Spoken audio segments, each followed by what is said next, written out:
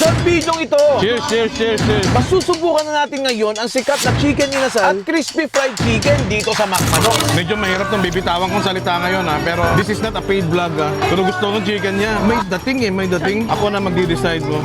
Mas masarap pa to sa Jollibee. Dito kasi ay masasabi natin lagi na fresh yung manok nila kasi sa kanila lang naman ang isa sa pinakamalaking poultry dito sa Cagayan. Malalaman nyo na fresh talaga chicken niya. Kasi ang may-ari nito ay siya yung may-ari ng MP Tisena yan sa Enrile.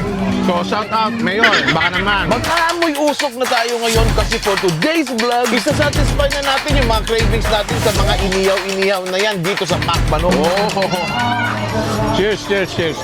So ano pang hinihintay mo? Let's dig in! Ang chicken inasal ay isang sikat na lutong Pinoy na nagmula sa Bacolod City. Ang salitang inasal ay nagmula sa wikang Hiligaynon na nangangahulugang inihaw o hinorno. Ang petso o ang paa ng manok ay binabad sa kalamansi, suka, bawang, luya, paminta, tanglad at iba pang sikretong sangkap nito. Inihaw sa uling hanggang sa maluto ito. Yung chicken na inasal nila is worth 135 pesos. Only rice na siya. At saka ganoon din, kung ano yung mga ino-offer ng mga inasal na meron silang chili mansi at saka chicken oil. Ang kinuha ko is yung pak-pak. Ayun no.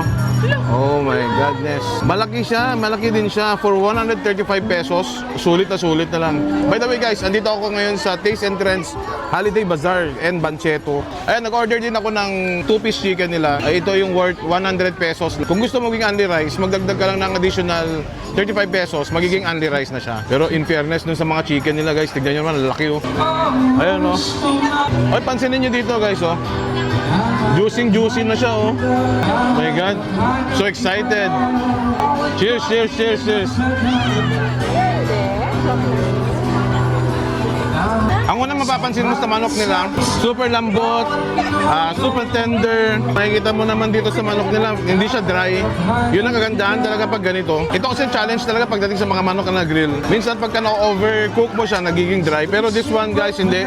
Makikita mo pa rin ng moist niya. Para sa akin yung herb niya nandun, pumasok.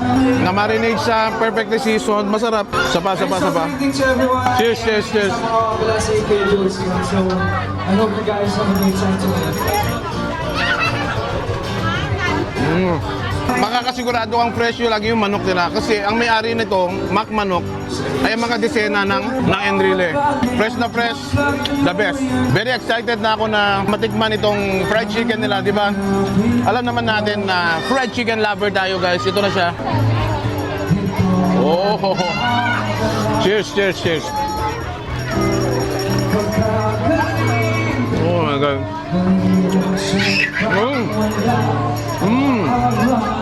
Oh, masarap yung chicken nila. Hindi, talaga. Para sa Jollibee. Kalasa niya yung Jollibee. Mas masarap pa to sa Jollibee. Oh my God. Meron na ako isang paborito ulit. Cheers, cheers, cheers, cheers. Alam mo yun, super crunchy, juicy. Sa tingnan mo yung sa loob niya, hindi siya hindi siya dry. Oh, sarap bro. Masasabi ko, isa sa paborito ko na dito sa Cagayan nito bro. Cheers, cheers, cheers.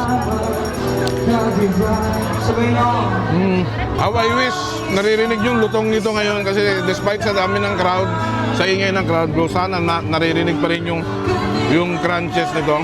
Guys, kung gusto nyo ma-experience na experience ko, andito lang sila sa Taste and Trends Holiday Bazaar. Dito lang sa May Cagay, guys. Matikman nyo na to hanggang kung sila dito December 2 to December 8.